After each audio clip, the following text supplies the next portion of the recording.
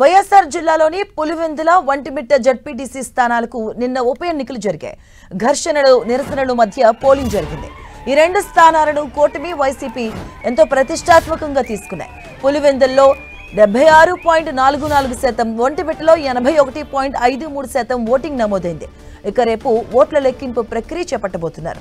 పులివెందుల్లో మొత్తం 11 మంది అభ్యర్థులు ఉన్నప్పటికీ టీడీపీ వైసీపీ మధ్య అసలు పోరు నడిచింది. ఇక పులివెందుల్లో టీడీపీ అభ్యర్థి మారెడ్డి లతారెడ్డి, వైసీపీ అభ్యర్థి హేమంత్ రెడ్డి పోటీ చేయగా, వంటిమిట్టలో టీడీపీ నుంచి ముద్దు కృష్ణారెడ్డి, వైసీపీ నుంచి ఇరగం రెడ్డి తలపట్టారు. ఇక పులివెందులో 15, వంటిమిట్టలో 30 పోలింగ్ కేంద్రాల్లో ఓటింగ్ నిర్వహించారు.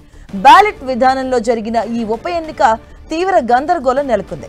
అయితే కొన్ని చోట్ల ఇరు వర్గాల మధ్య ఘర్షణలు జరగడంతో ఆయా చోట్ల కొద్దిసేపు ఓటింగ్ నిలిపివేశారు. భారీ భద్రత నడుమ బ్యాలెట్ బాక్సులను కడప పట్టణానికి తరలించారు. రేపు ఉర్దూ యూనివర్సిటీలో కౌంటింగ్ జరగబోతుంది. అలాగే పులివెందుల్లో టీడీపీ నేతలు దొంగ ఓట్లు వేయించారు అన్నది మాజీ మంత్రి అంబటి రాంబాబు ఆరోపించారు. జడ్పీటీసీ పరిధిలోకి రాని గ్రామస్తులు కూడా వచ్చి ఓటు హక్కు వినియోగించుకున్నారంటూ, అలాగే పోలీసులు దొంగ ఓట్లకు సహకరిస్తున్నారంటూ అంబటి ఆరోపించారు. ఇక అంబటి వ్యాఖ్యలకు టీడీపీ రాష్ట్ర అధ్యక్షులు పల్లా శ్రీనివాస్ కౌంటర్ ఇచ్చారు. పులివెందులలో ప్రజాస్వామ్యబద్ధంగా ఎన్నికలు జరిగాయని పల్లా శ్రీనివాస్ తెలిపారు.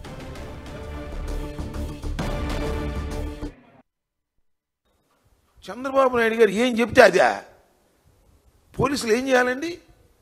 ఎవరైనా దొంగ ఓట్లు వేస్తుంటే వారిని అటకాయించే కార్యక్రమం చేయాలి. దొంగ ఓట్లే ప్రోత్సహిస్తున్నారే.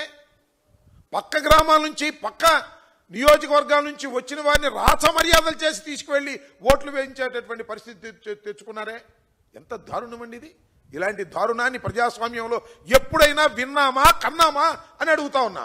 అక్కడ ఎలక్షన్ కమిషన్ మీద చేసినటువంటి ఆరోపణలు కావచ్చు, లేకపోతే ఓట్లు రిగ్గింగ్ అని చెప్పినటువంటి ఆరోపణలు కావచ్చు, ఇందులో ఎటువంటి వాస్తవాలు లేవు. కేవలం ఓటమి పాలైపోతున్నారనే భయంతోనే ఇలాంటి ఆరోపణలు చెప్తున్నారని చెప్పి ఈ సందర్భంగా తెలియజేస్తున్నాం.